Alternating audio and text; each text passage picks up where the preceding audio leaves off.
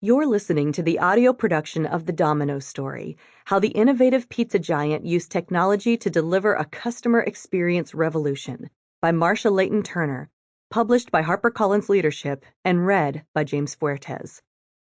Please note that you may download an accompanying PDF that provides enhanced materials for this audiobook.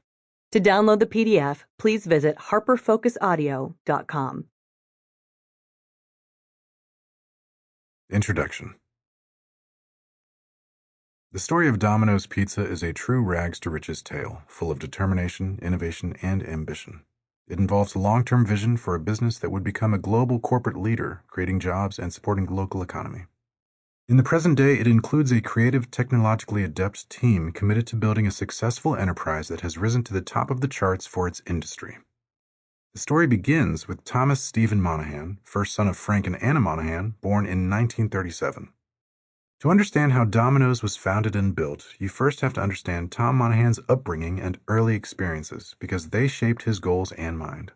A self-described exuberant child full of energy, Monahan's earliest memories are of life in Ann Arbor, with his brother Jim, 2 years his junior, a patient, loving father, and a mother who was a good bit less patient, he relates in Living the Faith, a biography of his life. What shaped his life perhaps more than anything else was the sudden death of his 29-year-old doting dad to peritonitis due to ulcers. Even after a lump sum payment from Frank's life insurance policy, Monahan's mother could barely make ends meet. She moved her boys into town and got a job at the Argus Camera Company, but with weekly earnings of $27.50 and expenses of $30, she knew she had to find a better solution. That solution was to put her sons into a foster home.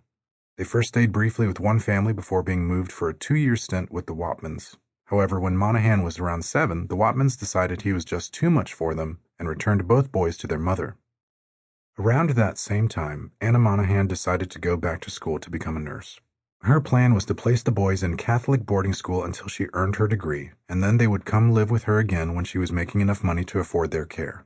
In the meantime, Tom and Jim Monahan went to live and study at St. Joseph's Home for Boys, which was both a school and an orphanage. Although he was intensely unhappy about my strange new surroundings, he says, the light in the darkness was one nun who was uplifting.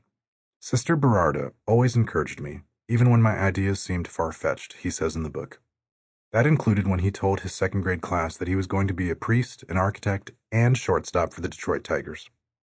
Although his classmates laughed, Sister Berarda assured him, I don't think it's ever been done before, Tommy, but if you want to, there's no reason you can't. And with that, it's likely Monahan decided he would do just that. On reflecting on her influence, Monahan acknowledged how important... Sample complete. Ready to continue?